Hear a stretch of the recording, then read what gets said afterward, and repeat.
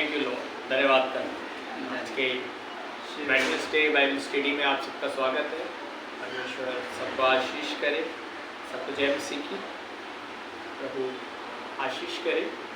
और जितने लोग ऑफलाइन में और ऑनलाइन में हम लोगों को सुनते हैं, आप सबका स्वागत करते हैं। प्रभु सबको आशीष करे। और हमारा जो विषय चल रहा है बाइबल स्टडी में, वो चल रहा है कलीसिया की उन्नति के विषय में। और एक सवाल के साथ हमने ये बाइबल क्लास शुरू किया था कि कलीसिया की उन्नति में, थोड़ा सा हम पिछली बार का दोहराएंगे, कलीसिया की उन्नति में विश्वासी का रोल क्या है। क्या सिर्फ पास्टर का ही रोल है या विश्वासी का भी कुछ रोल है कलीसिया की उन्नति में। हम ये क्लास हमारा चल रहा है क्योंकि कुछ वेडनेसडे बीच में चला गया, तो इसलिए मैंने याद दिलाने के लिए थोड़ा सा ये टॉपिक दोबारा से आपको बताया। तो इसमें हमने बातचीत की थी कुछ ऐसे विषयों पे कि एक विश्वासी का क्या रोल है, प्लस हमने बातचीत की थी साथ के साथ कि पहली बार कलीसिया को कलीसिया किसने कहा,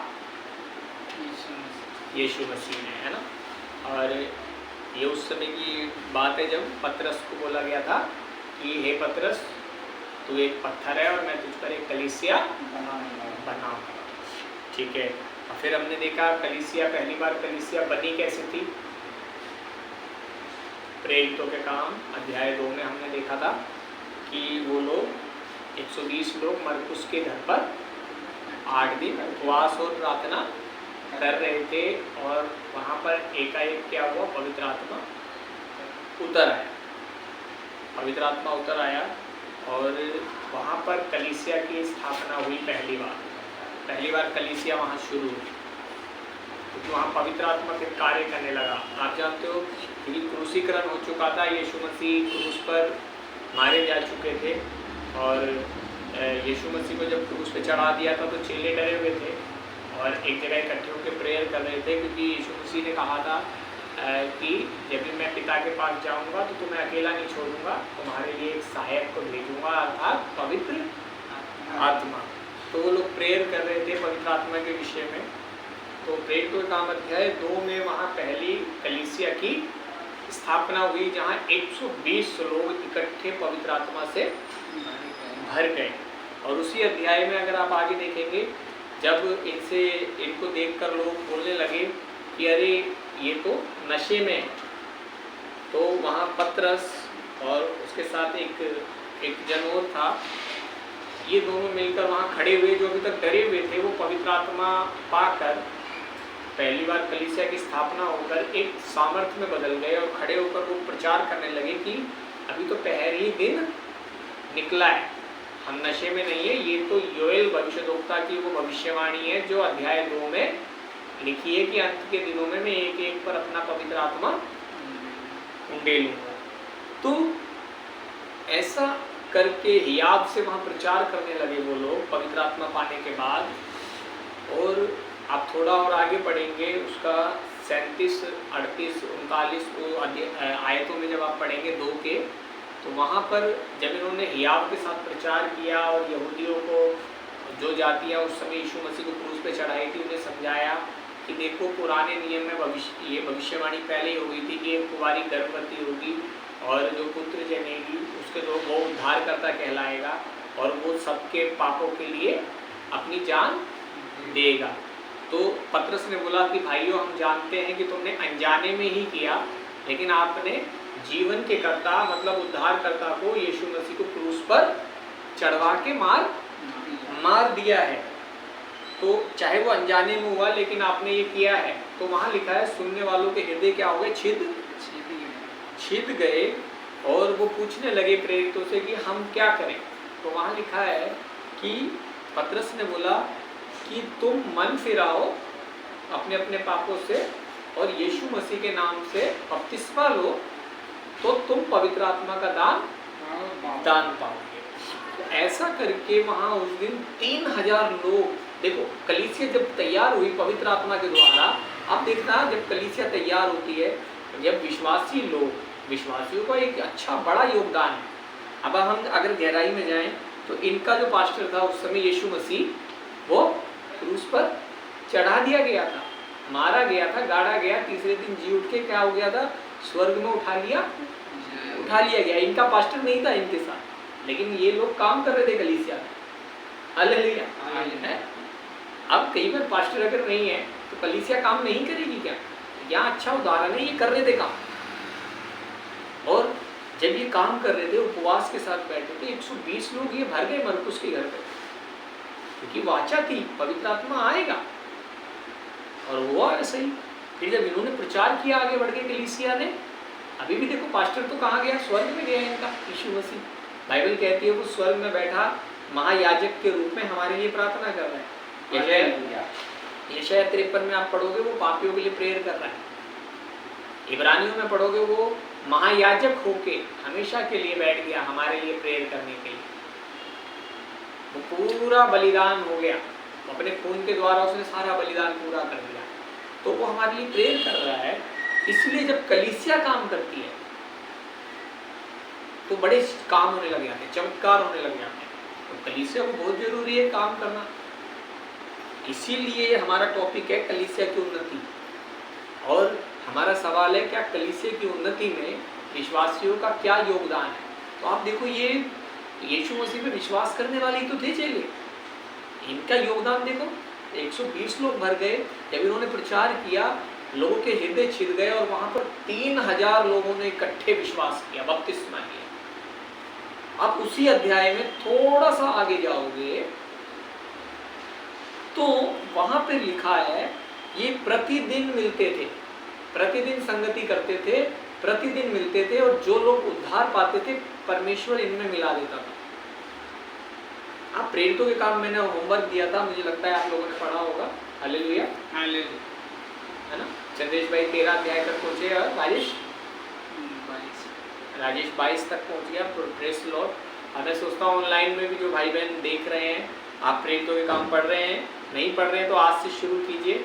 अगर आप एक दिन में 3 अध्याय भी या 4 अध्याय भी पढ़ेंगे तो 8 हफ्ते में पूरा हो जाएगा। अगली बार आप कमेंट्स में बता सकते हैं। और अगर आप सीरियस हमारा ये बाइबल स्टडी लेते हैं तो मैं आपकी बार अपना मोबाइल नंबर भी डालूंगा, व्हाट्सअप नंबर, आप हाई करके उस पर डालिए और बोलिए मैं बाइबल क्लास लेता हूँ, हम आपको अपने ग्रुप में जोड़ लेंगे। तो जो भी कुछ आप सीखेंगे आप ग्रुप में डाल सकते हैं, जो भी कुछ प्रेरितों के काम में आप सीखोगे वहाँ डाल सकते हैं। हालेलुया। तो प्रेरितों के काम में अगर आप आगे जाओगे तो ये लोग यीशु के नाम से जब जब चमत्कार करते थे तो कलीसिया बढ़ती जा रही थी। तो कई बार कई विरोध करने वाले लोग इन्हें सताते थे, तब भी कलीसिया और ज़्यादा बढ़ जाती थी। अगला जो था ग्रुप 5000 लोगों का ग्रुप तैयार हुआ था जब इन्होंने प्रचार किया। 5000 लोग इनमें मिल गए। हालेलुया। तो याद रखिए कलीसिया की उन्नति में विश्वासियों का एक बड़ा योगदान है। हालेलुया। तो प्रेरितों का काम आप पूरा पढ़िए जल्दी जल्दी। अगर 3 अध्याय भी रोज पढ़ेंगे 1 हफ्ते में हो जाना चाहिए, और उसको आप नोट्स बनाइए। कहाँ कहाँ आपको दिख रहा है कि कलीसिया की उन्नति हुई थी, आपको कहाँ उन्नति दिख रही है। जैसे मैंने बताया 120 लोग एक बारी में पवित्र आत्मा से भर गए, पहली कलीसिया बन गई। फिर 3000 लोगों ने लिया बपतिस्मा। फिर और लोग उनमें मिल रहे थे, जब जब ये आराधना प्रार्थना करते थे लोग इनमें उद्धार पाने वालों को परमेश्वर इनमें मिला देता था। फिर उसके बाद 5000 लोग इनमें मिल गए। तो आप प्रेरितों का काम जब आप पढ़ोगे तो आपको कई जगहों पे और भी बहुत सारे उदाहरण मिलेंगे, उन्हें नोट्स बना के लिखिए और प्रभु ब्लेस करेगा। हालेलुया। ठीक है, इसके बाद हम देखेंगे,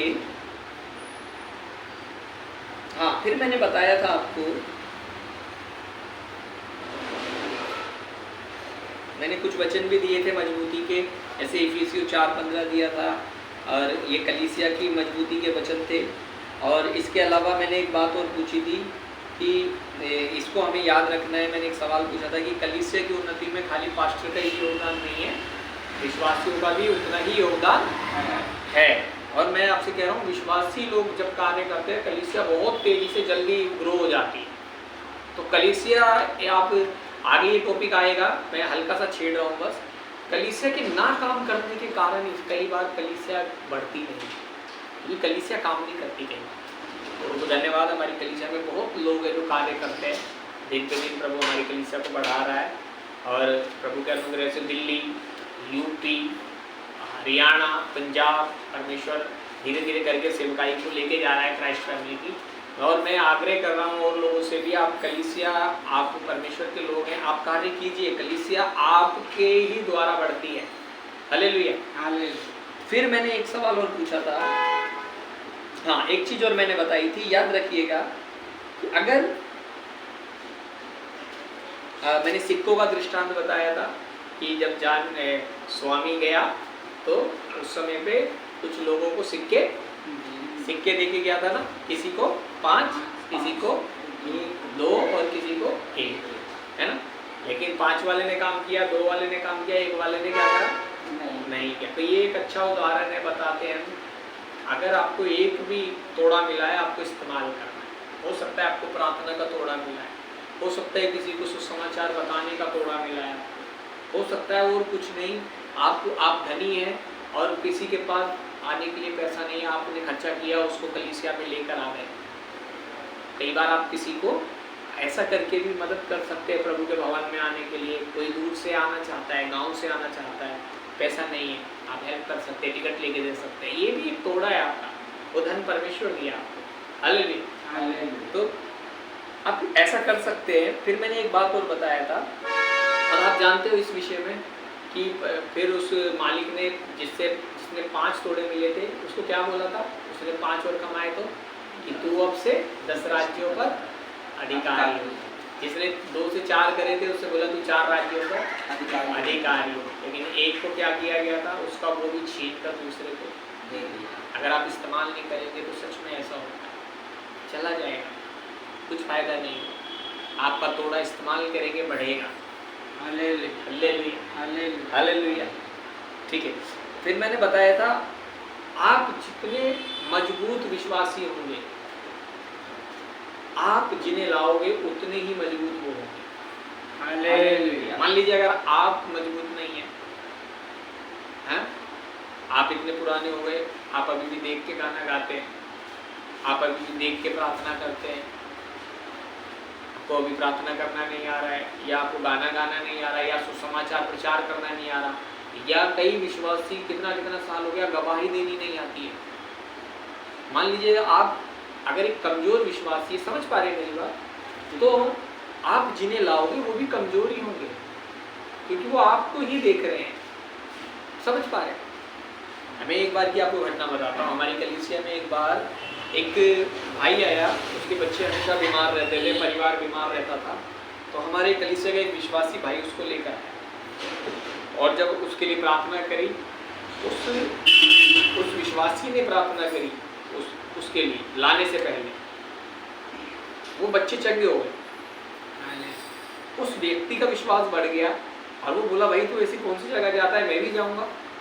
और वो कलीसिया में आने लगा, और कलीसिया में आते आते धीरे धीरे वो परिवार मजबूत होने लगा। विश्वास किया, पति पत्नी ने विश्वास किया, कुछ समय आते रहे, मन फिराया, बपतिस्मा लिया, और कुछ समय बाद गायब। आपको पता है ये किसकी कमी के कारण हुआ? ये उसकी कमी के कारण हुआ जो उसको लेकर आया, क्योंकि कहीं ना कहीं अभी उसमें निर्बलता थी, वो कमज़ोर था, कई चीज़ों पे वो सीखा नहीं था। कई बार कई लोग थोड़ा सीख के ऐसा सोचते हैं हम पूरा सीख गए, अब हमें पास्टर की जरूरत नहीं है। तो ये जो नई फैमिली को लेकर आया था व्यक्ति, इसे उस हिस्से में भी सीखा नहीं था।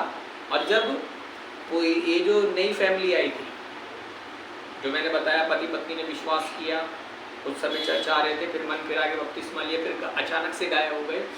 तो पुराना जो विश्वासी था वो कई जगहों पर भी निर्बल था, लेकिन उसने क्या किया, ये सोचा मैं तो सीख गया हूँ सब। इसीलिए जब इस नई फैमिली ने उससे पूछा कि भैया ऐसा मेरा वाइफ गांव जा रहा है, अब बपतिस्मा लिया, बोला गांव जा रहा है, अभी वहीं रहेगा, क्या जा सकता है ऐसा? बपतिस्मा लिया है, कलीसिया छोड़ के जाएगा तो प्रभु भोज तो लेगा ही नहीं। अभी ये विश्वासी ने क्या बोला, हाँ हाँ कोई बात नहीं, जाओ, आपको जहां जाना है जाओ, कहीं भी जाओ, चर्च जाते रहना बस। अब इसने जब ऐसा किया तो वो नया विश्वासी था, उसे क्या पता। अब इसने क्या करना चाहिए था, बात करनी चाहिए थी मुझसे, या उसको मेरे पास भेजना चाहिए था कि पास्टर जी से बात करो वो क्या कहते हैं। लेकिन इसने बाहर से बाहर ही उसको ऐसे करके भेज दिया। और क्या हुआ, कुछ ही समय बाद पहले उसने अपने पत्नी बच्चों को भेजा, और एक गलत डिसीजन की वजह से कुछ ही समय बाद वो भाई भी दिल्ली से चला गया। आज उनकी ऐसी हालत है, ना तो मेरे को लगता है ना तो पत्नी बच्चे विश्वास में, ना ही वो विश्वास में। मेरे को लग नहीं रहा कि वो कहीं कलीसिया जाते हैं। खाली वो कभी कभार स्टेटस देखता है हमारा मोबाइल पे और उसे लाइक करता है, इसके अलावा ना तो कभी वचन और ना ही कोई संगति, या फिर कभी कोई जरूरत पड़ गई तो प्रार्थना कराएगा। तो देखो वो किधर बढ़ना था उसको, किधर वो कमजोर हो गई। तो कई एरिया में हमें अपने पास्टर से बात करना जरूरी है। आपको नहीं पता तो बोलिए, भाई मुझे नहीं पता, पास्टर जी से बात करो, बोलना चाहिए था। वो एक गलत डिसीजन, क्योंकि पति पत्नी साथ रहते हुए जितने मजबूत होंगे ना उतना अकेले नहीं होंगे।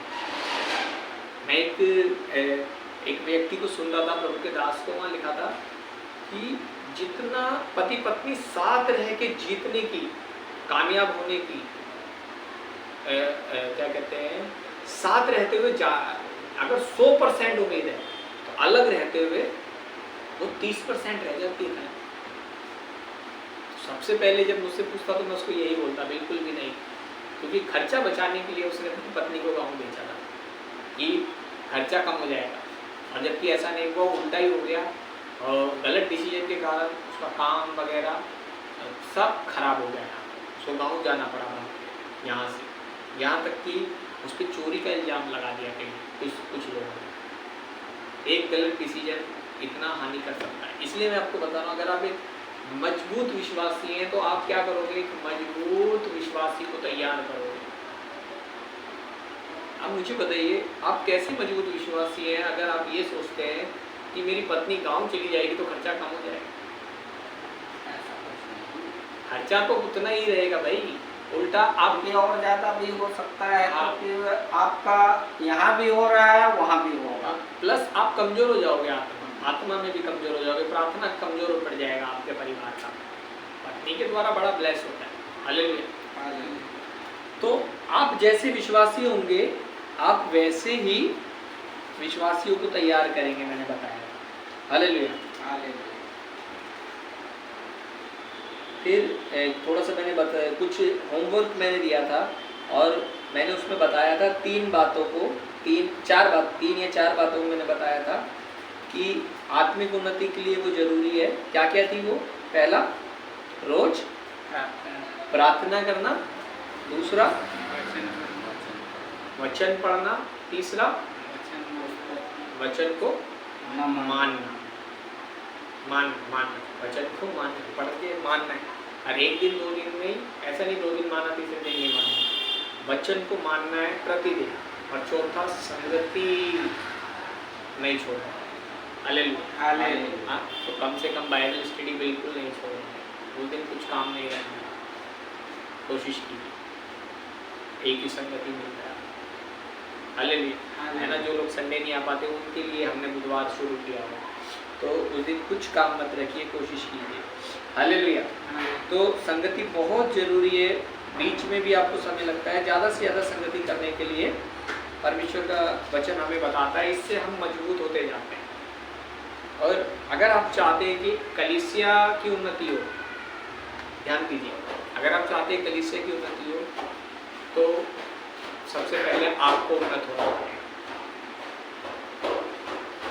समझ पा रहे? अगर आप चाहते हो कलीसिया की उन्नति हो तो आपको उन्नत होना पड़ेगा, क्योंकि आप उन्नत होगे तो कलीसिया उन्नत हो जाएगी। हालेलुया। ठीक है। उदाहरण के तौर पर एक छोटा सा उदाहरण है मेरे पास। एक हवाई जहाज में एक पास्टर बैठा था। एक हवाई जहाज में एक पास्टर जा रहा था और जब भी पास्टर जा रहा था उस हवाई जहाज में, आप जानते हैं कि कई हवाई जहाज में ऐसा होता है खाना पीना फ्री होता है, तो वो नहीं जानता था स्टाफ की ये पास्टर है, तो वो बार बार आते थे और ड्रिंक ला के ऑफर करते थे। एक बार उस पास्टर ने मना किया, खुल के नहीं बताया मैं पास्टर को, बस बोल दिया कि मेरे को नहीं चाहिए। फिर 1 घंटे बाद फिर स्टाफ आया और उसको ड्रिंक ऑफर किया, उसने बोला मुझे नहीं चाहिए। ऐसा करके 3 या 4 बार उस पास्टर को ड्रिंक ऑफर किया।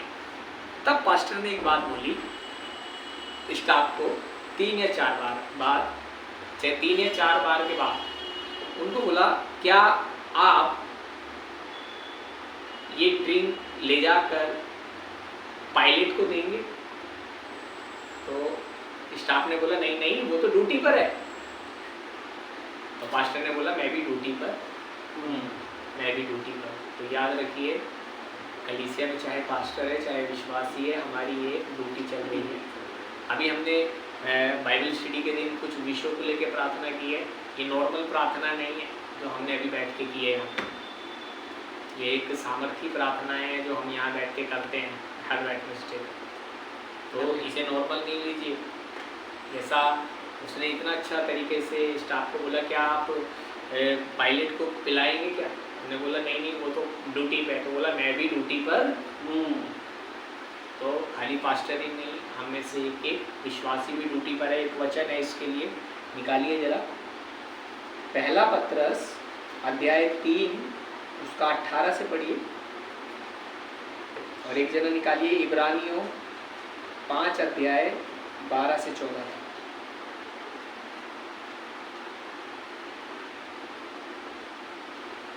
पहले पत्रस पढ़िए,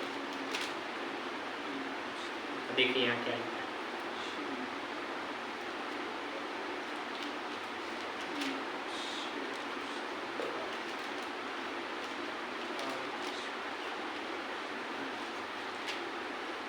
पहला पत्रस और उसका 3 अध्याय उसका 18 से। देखिए यहाँ लिखा है, पढ़िए। इसलिए कि मसीह ने भी अर्थात अधर्मियों के लिए धर्मी ने पापों के कारण एक बार दुख उठाया, तेज पढ़ो, ताकि हमें परमेश्वर के पास पहुँचाए। वह शरीर के भाव से तो घात किया गया, पर आत्मा के भाव से जिलाया गया। उसी में उसने जाकर कैदी आत्माओं को भी प्रचार किया। आप देखिए यहाँ पर कितनी गहरी बात को पत्रस लिख रहा है। कह रहे इसलिए कि मसीह ने भी अर्थात अधर्मियों के लिए धर्मी ने पापों के कारण एक बार दुख उठाया, ताकि हमें परमेश्वर के पास पहुंचाए। देखो हमें दिखाया उसने कैसे लोगों को परमेश्वर के पास पहुंचाना है। ये मसीह ने अपनी ड्यूटी हमें दी है, बाइबल बताती है मसीह ने हमें भेजा है। आप अगर मत्ती 28 उसका 18 से 20 तक पढ़ेंगे, वहाँ क्लियर लिखा है, जाओ और सारी जातियों के लोगों को सुसमाचार प्रचार करो और उन्हें पिता पुत्र और पवित्र आत्मा के नाम से बपतिस्मा दो, और उन्हें वो बातें जो मैंने तुम्हें सिखाई उन्हें मानना सिखाओ, और देखो जगत के अंत तक मैं तुम्हारे साथ हूँ। जब आप कार्य कर रहे हो तो प्रभु आपके साथ कार्य कर रहा है। और इस वचन में यहाँ पे प्रभु ने हम लोगों को परमेश्वर के पास पहुँचाया, लिखा है, करके दिखाया यहाँ यीशु ने। वह शरीर के भाव से तो घात किया गया, शरीर से तो वो क्रूस पे मारा गया, पर आत्मा के भाव से जिलाया गया। पर परमेश्वर ने उसको जीवित तीसरे दिन जीवित किया। उसी में उसने जाकर कैदी आत्माओं को भी प्रचार किया। आप जानते हो वो तीसरे दिन जी उठा था, तो बाकी के 2 दिन में कहाँ था? उन कैदी आत्माओं के पास जो उस समय में बीते समय में जो पहला का समय था, जब पानी से पृथ्वी नाश हुई थी, तो वो लोग मन नहीं फिर आया था ना, उनको मौका नहीं मिला था ना यीशु मसीह के आने का। जो लोग अधोलोक में थे उनको प्रचार करने गया था यीशु मसीह उन 2 दिनों में। इसलिए यहाँ लिखा है, उसी में उसने जाकर कैदी आत्माओं को भी प्रचार किया। जिन्होंने उस बीते समय में आज्ञा न मानी, जब परमेश्वर नूह के दिनों में धीरज धरकर ठहरा रहा। तो नूह के दिनों में जो लोग मरे थे और कैदी हो गए थे नीचे, उनको भी जाके यीशु मसीह ने उन 2 दिनों में प्रचार किया कि भैया मान लो तुम्हें, उन्हें क्या मिल गया, एक और मौका मिल गया, मरने के बाद मिल गया। जब भी मन नहीं फिराया, पानी से डूब के मर गए, तो यीशु मसीह जब प्रचार किया उनको, और वह जहाज बन रहा था जिसमें बैठकर थोड़े लोग अर्थात 7 प्राणी पानी के द्वारा बच गए। हालेलुया। अब देखते हैं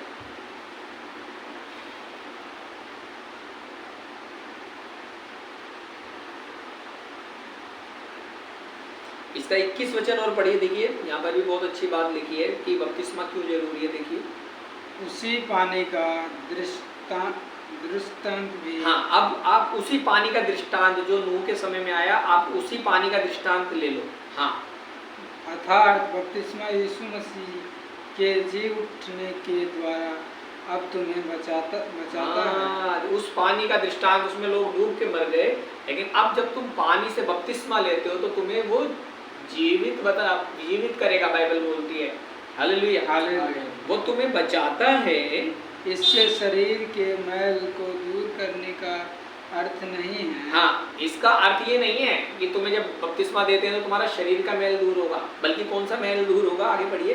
परंतु शुद्ध विवेक से परमेश्वर के वश में हो जाने का अर्थ है। हाँ, जब आप बपतिस्मा लेते हो तो आप शुद्ध विवेक से परमेश्वर के पक्ष में हो गए, अपने आप को दे दिया आपने। तो ये मानने के बाद आप परमेश्वर को खुद को दे रहे हैं। आगे, वह स्वर्ग पर जाकर परमेश्वर की दाहिने ओर बैठ गया और स्वर्गदूत और अधिकारी और सामर्थ्य उसके अधीन किए गए हैं। देखो, अब यीशु मसीह के अधीन किए गए स्वर्गदूत और सामर्थी सब उसके अधीन।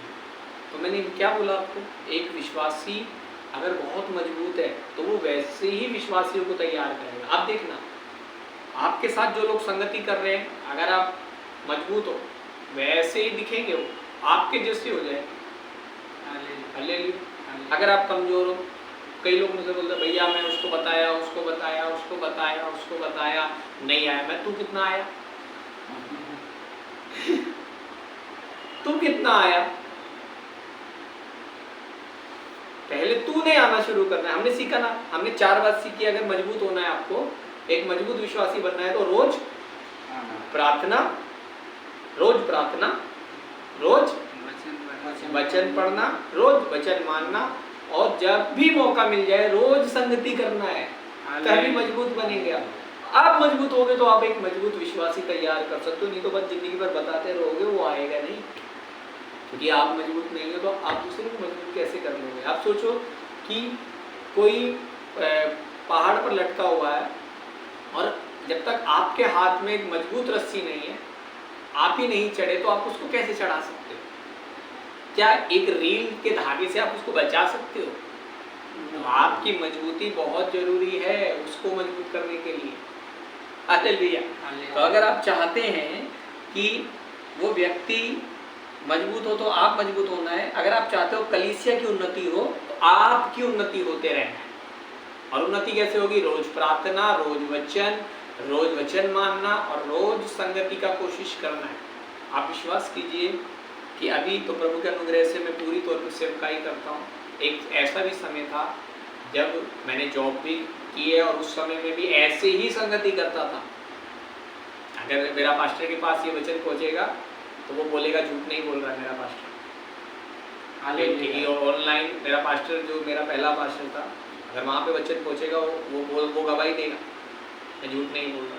मैं टूटी हुई साइकिल से काम करता था जब मैं अपना काम करता था जॉब के बाद, तब भी मेरे साइकिल पे इतना वजन होता था और मैं पहले संगति में जाता था, फिर माल देने के लिए जाता था। ऐसा नहीं इधर तक परमेश्वर मुझे लेके आ गया। हालेलुया। आप समझ पा रहे हैं? ये बहाना नहीं करना कि मैं काम करता है या मैं ऐसा या वैसा, मेरे पे टाइम नहीं। 24 ही घंटे सबके पास होते हैं। परमेश्वर ने सबके 24 घंटे ही दिया। हालेलुया। ठीक है, तो आपको एक मजबूत विश्वासी बनना पड़ेगा। इब्रानियों 5 उसका 12 से 14 पढ़िए।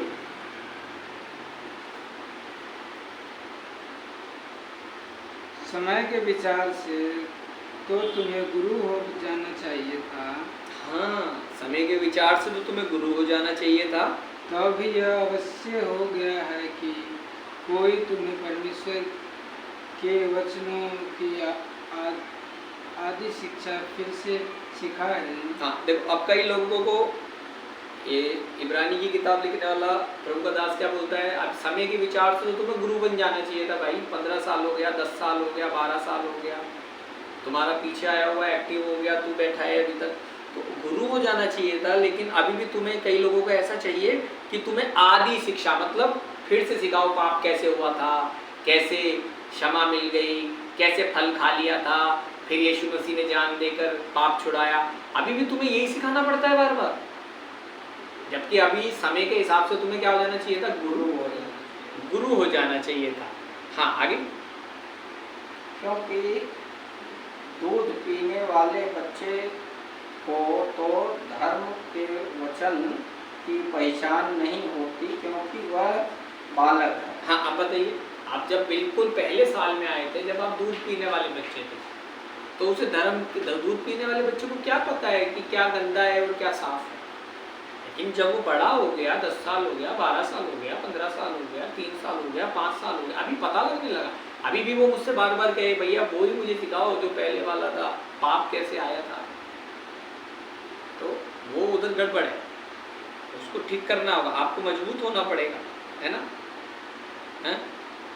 पर अनसयानों के लिए है, जिनकी ज्ञान इंद्रियां अभ्यास करते करते भले बुरे में भेद करने में निपुण हो गई है। तो अन किन के लिए, सियानों के लिए। अब वो खा सकते हैं, उनकी इंद्रियां अभ्यास करते करते सही और गलत में फर्क दे। तो कई विश्वासी लोगों को सही और गलत पता है लेकिन मानते नहीं, दुनिया को देख के दुनिया की जैसे बनने की कोशिश करते हैं, वैसा नहीं बनना। वचन आपको पता लग गया, मानने का कोशिश करना है, तो क्या हो जाएगा।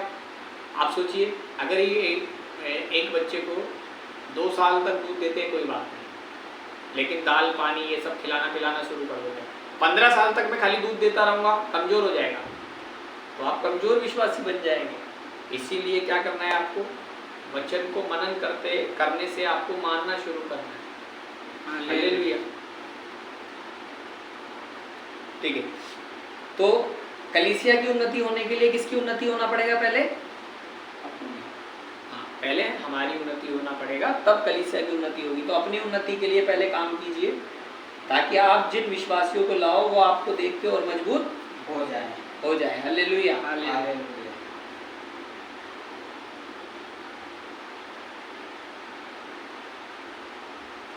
एक बात और है कलीसिया की उन्नति में, पहला क्या, आपकी मजबूती से ही कलीसिया की मजबूती होती है। आप उन्नत होगे तो कलीसिया की उन्नति होगी।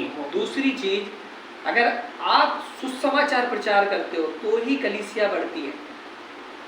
अगर आप चाहते हो कलीसिया की उन्नति हो, गिनती में बढ़े, तो आपको सुसमाचार प्रचार करना पड़ेगा। उससे 2 बेनिफिट है। जब आप सुसमाचार लोगों को बताते हैं, कलीसिया यीशु मसीह के बारे में बताते हैं, तो यीशु मसीह ने कहा मैं जगत के अंत तक तुम्हारे, पढ़ दीजिए जरा एक बार फिर से, या तो मुझे तो याद है, मत्ती 28 उसका 18 से पढ़िए जल्दी से।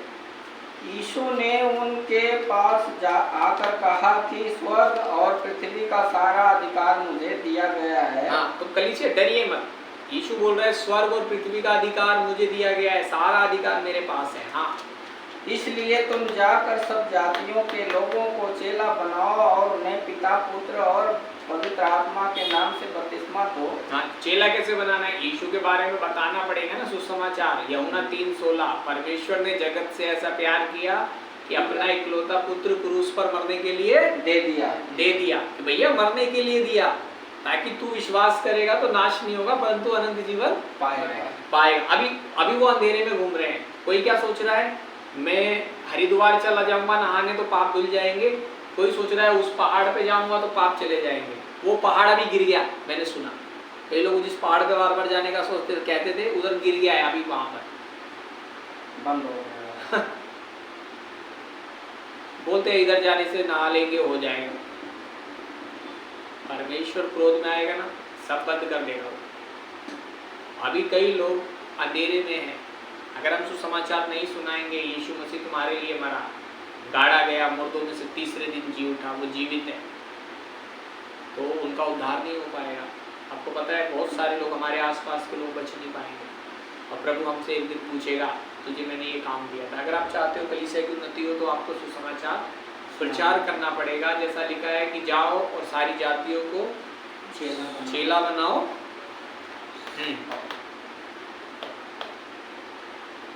और उन्हें पिता पुत्र और पवित्र आत्मा के नाम से बपतिस्मा। हाँ, और जो बातें मैंने तुम्हें मानना सिखाई उन्हें भी मानना सिखाओ, तो देखो जगत के अंत तक मैं तुम्हारे साथ। आप सर्वेंट के, आप ऐसे सर्वेंट, ऐसे नौकर बन जाएंगे जो परमेश्वर के हैं, और उसमें ये बेनिफिट है परमेश्वर आपके साथ रहेगा। हालेलुया। तो अगर आप कलीसिया की उन्नति चाहते हो तो पहला आपकी उन्नति होते रहना चाहिए। प्रेयर करें आत्मा में भर के, वचन रोज पढ़ें, रोज माने, संगति करने की रोज कोशिश करें। आप ऑनलाइन भी हमारे YouTube पे आप जाओगे सब्सक्राइब करके तो बहुत सारे वचन आपको मिलेंगे, उनको भी आप बार बार सुनते रहेंगे, बहुत कुछ आपको सीखने को मिलेगा। अगर आप पवित्र आत्मा के विषय में जानना चाहते हो तो इस संडे का वचन आप सुनिए, क्या कहते हैं, सब्सक्राइब कीजिए और इस संडे का वचन सुनिए। आपको पवित्र आत्मा के विषय में एक सामर्थ्य शिक्षा मिलेगी। जो लोग संडे नहीं आ पाते आप सुन सकते हो यूट्यूब पे अपने चैनल को, आप काम करते रहिए, तो लीड लगाइए, सुनिए उनको, उन वचनों को आप सामर्थ्य हो जाएंगे, ताकतवर बन जाएंगे। हालेलुया। आप वचन सुनो, मानो और बड़ा आशीष हो जाएगा। वचन में लिखा है सुनने के द्वारा ये विश्वास उत्पन्न होता है। अब क्या सुनने के? मसीह के वचन को सुनने।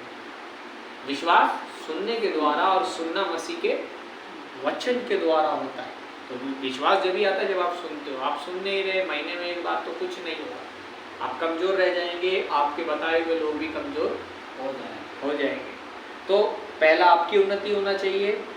दूसरा, आपको सुसमाचार सुनाना है अगर आप चाहते हो कलीसिया बढ़े। हालेलुया।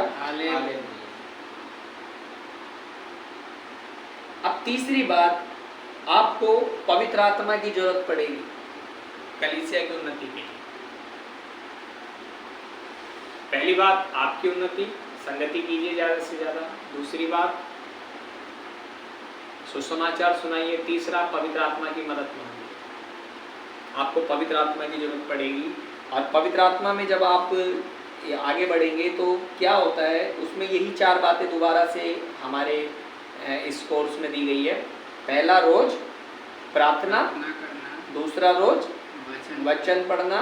तीसरा, प्रभु का वचन मानना। चौथा, संगति करना। ये बहुत जरूरी चीज़ है, इसलिए बार बार कलीसिया की उन्नति के विषय में बार बार ये चीज़ बार बार ला के वो डाल रहा है। जिसने ये कोर्स बनाया प्रभु आशीष करे। हालेलुया। हालेलुया। सब लोग चर्च की उन्नति के लिए क्या काम कर सकते हैं?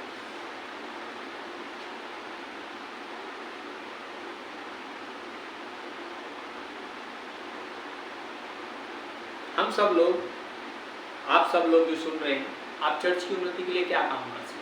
सोचा है कभी आप क्या कर सकते हैं? मैंने पिछली बार यही है, सुसमाचार के लिए लोगों को बताएं, उन पर वो विश्वास करें। जब हम एक मजबूत विश्वासी होंगे तभी वो हमें, हमारी बातों पर विश्वास करेंगे। बिल्कुल बिल्कुल, आमीन। मैंने पिछली बार एक बात छेड़ी थी, कुरिन्थियों अध्याय 14 उसके 1 से आत्मिक वरदानों के विषय में। कई बार आपको पता नहीं है आपके अंदर कुछ वरदान परमेश्वर ने विश्वास करने के टाइम पे, जब आपने विश्वास किया, आपने मन फिराया, आप बपतिस्मा लिए, मन फिराया, आपने बपतिस्मा लिए, पवित्र आत्मा से भरे, तो एक कई बार वरदान एक्टिव हो जाते हैं आपके जीवन में। तो आपके अंदर कौन सा वरदान है कई बार आपको पता नहीं है। इसलिए मैंने आपसे पूछा कि चर्च की उन्नति में क्या काम कर सकते हैं। सब लोग कुछ ना कुछ काम कर सकते हैं चर्च की उन्नति में। अगर आप प्रेरितों के काम पढ़ेंगे ना, तो वहाँ आप देखेंगे चर्च की उन्नति में सब लोग अलग अलग प्रकार से काम कर रहे थे। जब खाना बनाने की सेवा थी तो पवित्र आत्मा से भरे हुए खाना भी बना रहे थे। Hallelujah, hallelujah. हाँ, स्तिफनुस और उसके साथ 7 लोगों को चुना गया था खाना बनाने की सेवा पे, और ये कैसे थे? पवित्र आत्मा और सामर्थ्य से परिपूर्ण थे। Hallelujah, hallelujah. खाना बनाने वाले, इनके अंदर वरदान चल रहे थे, वरदान एक्टिवेट थे, ये सारे काम कर रहे थे, ये मजबूत विश्वासी थे और साथ के साथ प्रचार करते थे, लोगों को चंगा करते थे और खाना बनाने की सेवा करते थे। ये लोग, इन्हें खाना बनाने की सेवा में चुना गया था, क्योंकि उस समय पे कुछ ऐसा घटना हो रहा था कि उस समय पे कुछ लोग ऐसा बोलने लगे, यूनानी लोग बोलने लगे यहूदी लोगों से कि हमारा दिन भर की जो सेवकाई चल रही है, सेवकाई बढ़ गई थी ना, मैंने बताया दिन पे दिन बढ़ रही थी सेवकाई, तो यहूदी लोगों को बोलने लगे कि दिन भर की सेवकाई में हमारी विधवाओं की शुद्धि नहीं ली जा रही, मतलब उनको खाना पानी नहीं मिल रहा समय से। क्योंकि ये सब लोगों का, बाइबल बताती है, इन सब लोगों का जो सब कुछ था ना, साझे का था। ये लोग क्या करते थे? एक दूसरे के सामान बेच के, जमीन बेच के एक दूसरे की जरूरत पूरी करते थे, कलीसिया की जरूरत पूरी करते थे, इकट्ठा रहते थे।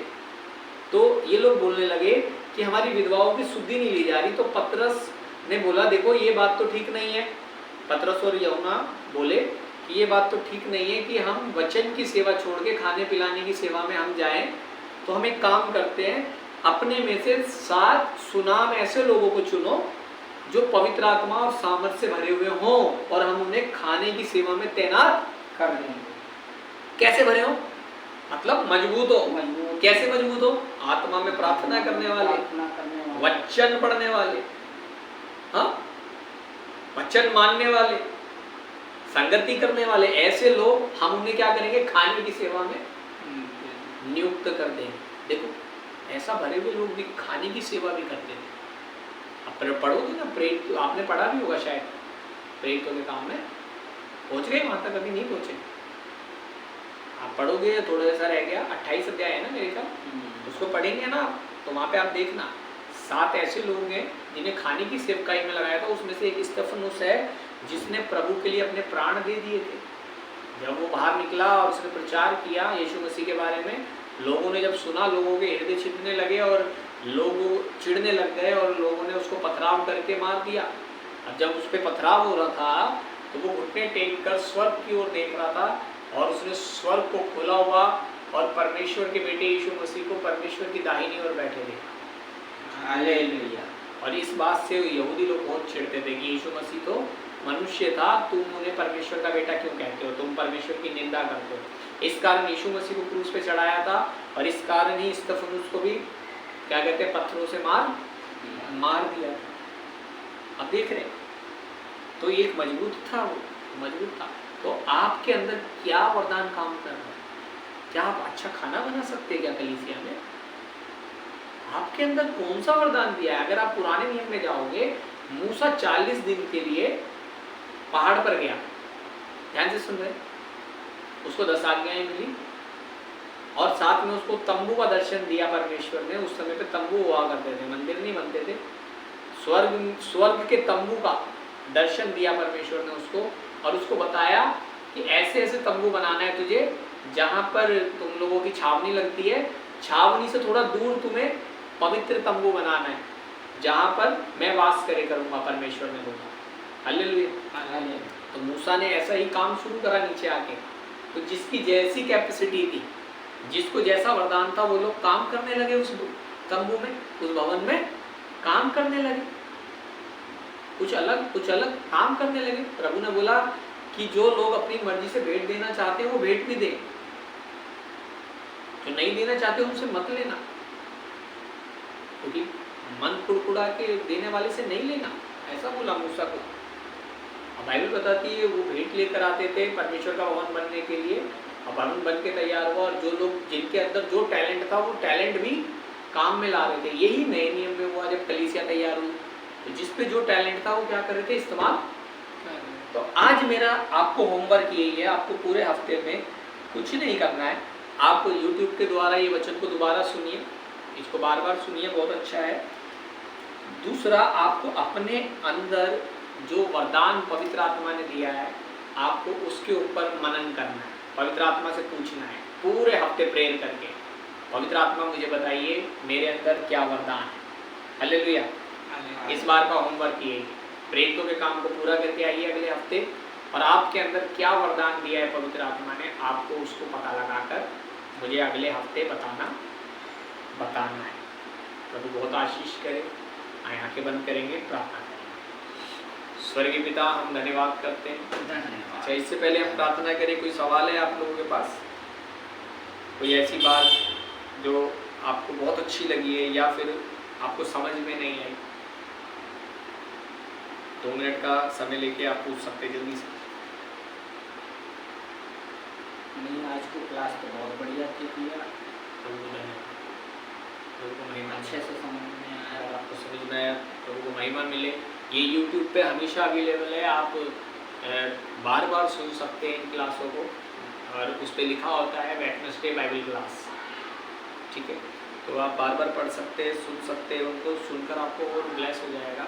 अपने कामों के साथ इनको सुनते रहिए, प्लस प्रार्थना के साथ रहिए कि आपके अंदर क्या वरदान है, ये हफ्ता आपको पता करना है प्रार्थना के साथ। बहुत सारे तो उपवास रखिए, फास्टिंग चल रहा है 40 दिन का, 24वां दिन था आज, फास्टिंग रखिए, प्रार्थना कीजिए, प्रभु मेरे अंदर क्या वरदान है मुझे बताइए, है ना? हमारी 4 प्रार्थनाओं में से एक प्रार्थना ये भी है कि प्रभु आपने जो वरदान हमें दिए हैं और जो सेवकाई हमें दी है, उसे हम अच्छी बुद्धि, भय और भक्ति और पवित्रताई के साथ आखिरी सांस तक तेरी सेवा करने में हमें मदद कर, हमें वरदान दे, हमें अनुग्रह दे कि हम आखिरी सांस तक तेरी सेवा करें। तो वो हमें पता होना चाहिए हमारे अंदर क्या वरदान है। आप देख रहे, मैं बोल पाता हूँ, मैं एक सेल्समैन था, मैंने सेल्समैन ही किया गांधी नगर। परमेश्वर मुझे वरदान दिया, जब परमेश्वर मुझे वहाँ से उठा के लिए आया और मैंने उस काम के साथ भी प्रचार किया है। जब मैं एक विश्वासी था अपनी कलीसिया में जहाँ मेरा बपतिस्मा हुआ था, वहाँ हमारे पास्टर जो है हमें भेजते थे, मुझे और मेरी पत्नी को, वहाँ भी मैं प्रचार करता था और मैं काम भी करता था। तो मेरे अंदर टैलेंट, मैंने क्या देखा कि मैं सेल्समैन था, मुझे बोलने का परमेश्वर ने हुनर दिया था, तो सेवकाई में इस्तेमाल, आपके अंदर कुछ ना कुछ है। हालेलुया, है ना? परमेश्वर के लिए इस्तेमाल करेंगे, वो थोड़ा बढ़ जाएगा। चलिए यहाँ के थैंक यू लोग, हम धन्यवाद करते हैं पिता आज के वेडनेसडे बाइबल स्टडी के लिए। आपने बहुत अनुग्रह दिया, आपके अनुग्रह के अनुसार हमने आज की क्लास को प्रभु जी ले पाए और भाई बहनों के मन को ऐसा किया कि वो इसको सीख पाएँ। इसके लिए हम बहुत धन्यवाद करते हैं। पवित्र आत्मा इस क्लास के द्वारा ऑफलाइन और ऑनलाइन जितने तक ये वचन पहुंचता है, सब बहुत आयत से आशीष हो जाए, बहुत गहराई से आपके वचनों को सीखें और ब्लेस हो जाए। हम सब के लिए आशीष मांगते हैं। विशेष हम अपने आत्मिक पिता के लिए प्रार्थना करते हैं, पास्टर सनील दास के लिए, उनके पत्नी, बच्चों के लिए, हमारे मुंबई के कलीसिया के लिए पिता। प्रभु हर प्रकार से हमारा दास दासी परिवार घराना उनका और सेवकाई बढ़ता चला जाए। जैसा आपने मेरे को दिखाया है प्रभु कि सेवकाई खाली मुंबई और दिल्ली में ही नहीं, देश के एक एक कोने और दुनिया के एक एक कोने में पहुंच जाएगी, क्योंकि आपका दास नम्र हुआ है पिता। और प्रभु आप नम्र के लिए कार्य कर रहे हैं, आप नम्र को बढ़ाते हैं, दास बढ़ जाए, ब्लेस हो जाए।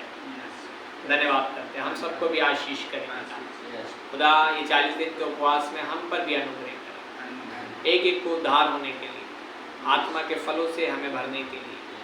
खुदा वरदानों को और प्रभु सेवकाई को समझने के लिए हमें बुद्धि दे, समझ दे।